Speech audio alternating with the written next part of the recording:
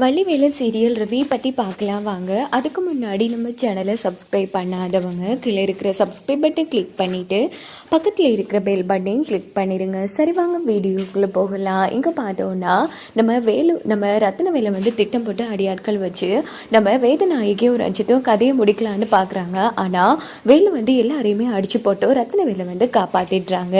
இந்த பக்கம் ஜானகி வந்து அவங்க போமதிச்சு அவங்களும் எந்த தப்பும் பண்ணலை பத்தினி அப்படின்னு சொல்லி நிரூபிச்சிட்றாங்க. ஊர் மக்கள் எல்லாருமே அம்மா வந்து பத்தினின்னு நிரூபிச்சிட்டாங்கய்யா. அதே மாதிரி உங்கள் மருமக பையன் வேலை இருக்கும் வரைக்கும் உங்களுக்கு இனி எந்த பிரச்சனையும் இல்லையா, வேலை மாதிரி ஒரு பையன் கிடைக்க நீங்கள் கொடுத்து வச்சிருக்கணும் அப்படின்னு போது இந்த பக்கம் வேதநாயகி எனக்கு என்னமோ இவன் தான் ஆளெல்லாம் செட் பண்ணி உன்னை இப்படி தாக்க முயற்சி பண்ணியிருப்பான்னு தோணுது அப்படின்னதும் சரி சரி நாங்கள் கிளம்புறோம் அப்படின்னு ரத்னவேல் சொன்னதும் இங்கே பாருங்கய்யா, இப்போ நாம கோயிலுக்கு வந்து கிளம்புறதுக்கு முன்னாடி பூஜையெல்லாம் கலந்து கொள்ளணும்னா ஃபர்ஸ்ட்டு இந்த ஊர் வழக்கப்படி புதுசாக கல்யாணமான ஜோடிங்க அந்த பையனோட வீட்டுக்கு போயிட்டு தான் இந்த கோயிலுக்கு வரணும் அப்படின்னு போது இதே நாங்கள் புது வழக்கமாக இருக்குது அப்படின்னு வேதநாயகி கேட்குறாங்க. இது புது வழக்கம் இல்லைம்மா, வளமையாக இதான் நடக்கிறது, அதனால ஃபர்ஸ்ட்டு நம்ம மாப்பிள்ளை வீட்டுக்கு போகலாம் அப்படின்னதும் அதான் ஊர் பெரியவங்கெல்லாம் சொல்கிறாங்கல்ல ஃபர்ஸ்ட்டு நம்ம வேலை வீட்டுக்கு போகலாம் அப்படின்னதும் இந்த பக்கம் நம்ம ரத்னவேல் செம்ம டென்ஷன் ஆகுறாங்க.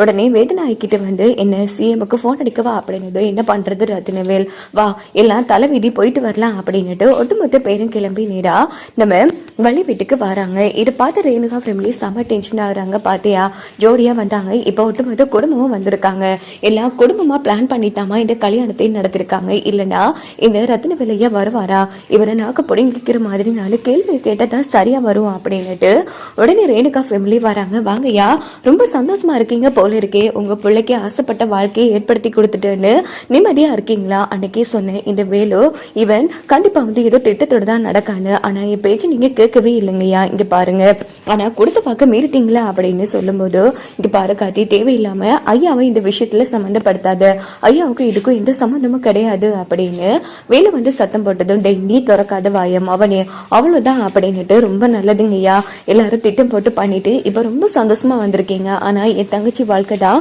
இன்னைக்கு கேள்விக்குறியா நின்றுட்டு இருக்கு அப்படின்னு கார்த்திக் வந்து பேசினது. இங்க பாருங்க பேசுற வேலையெல்லாம் வச்சுக்காதீங்க ஐயா, நீங்க உள்ள வாங்கய்யா, இங்க பாரு கார்த்தி நடந்தது நடந்து போச்சு, இப்படி தேவையில்லாம ஒரே விஷயத்த பேசிட்டு இருக்கிறதால எந்த பிரயோஜனமும் இல்லை அப்படின்னுட்டு நம்ம கார்த்திக் குடும்பத்துக்கே மரியாதை கொடுக்காம எல்லாரும் உள்ள போயிடுறாங்க. அங்க பார்த்தோம்னா நம்ம முத்தையா வந்து என்னடி பார்த்துட்டு இருக்க, எல்லாருக்கும் சாப்பாடு வை, ஐயா எல்லாம் நம்ம வீட்டுக்கு வந்திருக்காங்க, ஃபர்ஸ்ட் டைம் அவர் நம்ம வீட்டை சாப்பிட போறாரு, உடனே சாப்பாடெல்லாம் பரிமாறு அப்படின்னு போது வேற வழி இல்லாம பேச்சியமாவும் எல்லாருக்கும் சாப்பாடு பரிமாறுறாங்க. இங்க பார்த்தோம்னா வள்ளி வேலை எல்லாருமே உட்காந்து சாப்பிட்டுட்டு இருக்காங்க. அதுக்கப்புறமா பார்த்தோம்னா சரி டைம் இல்லை, ஊர் பெரியவங்க சொன்னாங்கங்கிற ஒரு காரணத்துக்காக தான் நான் இவ்வளோ தூரம் வந்தேன், நாங்கள் கிளம்புறேன் அப்படின்னு போதும் என்னங்கய்யா இப்போதான் வந்தீங்க, இருந்து கொஞ்ச நேரம் இருந்துட்டு போகலாமே அப்படின்னு போதும் இங்கே பாருமுத்தையா, நான் ஒன்றும் உங்கள் வீட்டில் இருக்கிறதுக்கோ இல்லை சம்மதிங்கிற உறவு கொண்டாடுறதுக்கோ வரையில, ஏதோ ஊர் மக்கள் சொன்னாங்களே என்னதுக்காக தான் வந்தேன், மற்றபடியா நான் எதுக்கும் வரல, நான் கிளம்புறேன் அப்படின்னுட்டு எல்லாரும் நல்லபடியாக பூஜையை முடிச்சுட்டு நேராக வீட்டுக்கு வந்துடுறாங்க.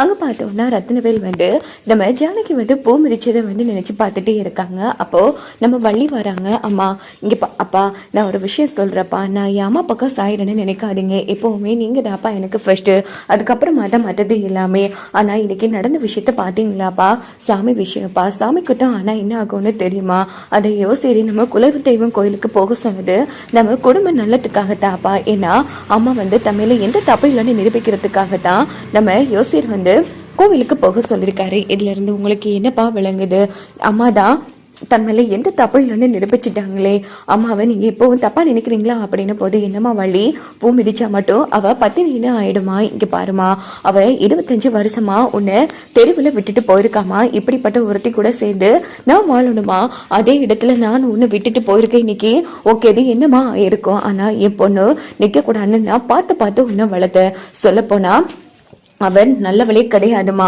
இந்த ஒரு விஷயத்துக்காக நான் அவளை மன்னிக்க போறதும் இல்லை அப்படின்னுட்டு ரத்னவேல் ரொம்ப கோவமா பேசுறாங்க. இதை மறைஞ்சிட்டு நம்ம ஜானகி வந்து கேட்டுட்டு ரொம்ப ஃபீல் பண்ணி அழுதுட்டு இருக்காங்க. அப்ப நம்ம வள்ளி வந்து கவலைப்படாதமா, அப்பா மனசுல நீ ஓரமா இடம் பிடிச்சிட்டு அவருக்கு உண்மையில நம்பிக்கை இருக்கு, ஆனா என்ன இந்த விஷயத்துல கொஞ்சம் நம்ப இல்லாம இருக்கு, இதை விட நல்ல ஆதாரமா அப்பாவுக்கு பேசி புரிய வைக்கலாம், முக்கியமா வேதநாயகி அட்ட நல்லவங்க இல்லைன்னு நான் எப்படியாச்சும் நிரூபிக்கிறேன், நீ இதை பத்தி ஃபீல் பண்ணாத அப்படின்னு வள்ளி வந்து அறுதல் சொல்லிட்டு இருக்கா.